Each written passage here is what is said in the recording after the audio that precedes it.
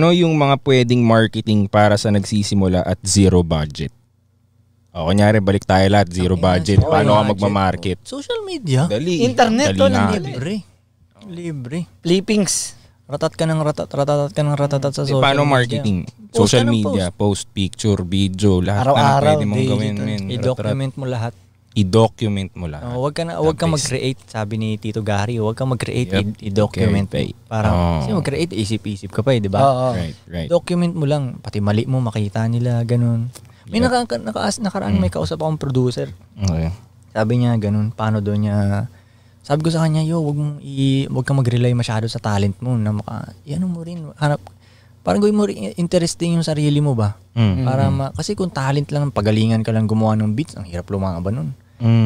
Sabi ko, ba't kaya zero post yung IG mo? Post ka, lahat, pakita mo, ganun. Ewan ko kung tama yung advice ko yun, pero yun ang binigay ko. Gumagana naman sa mga... Baka sa akin lang kasi gumagana eh. Paano yun, tol? May ibang tao rin kasi na hindi sila interesting eh, no? O lahat pwedeng maging interesting? Actually, lahat eh, no? Depende kasi. Lahat eh, no? Lahat, no? Pwede bang lahat maging interesting na... Oo, pwede. Naniniwala ako. Kasi parang sabi sa akin ng tatay ko noon, okay, may parang paano ba nagbi-business kami noon eh. So sabi ko, paano pag mahiyain, dad, ganyan. Sabi niya, may mga kaibigan din niya mahiyain eh. Kausapin mo lahat ng mahiyain, sabi mo mahiyain ka rin. So ibig sabihin meron ka talagang kautak. Meron ding magiging interesado sa'yo kahit gaano ka boring. Yeah. May tao ring boring eh. Yeah, totoo. Out of 7 billion, meron ka pa rin. Dami ng tao dito, no? Oo, meron talaga eh. Basta ipakita mo. Or ito pa, like naisip ko, halimbawa yan, si Pudong.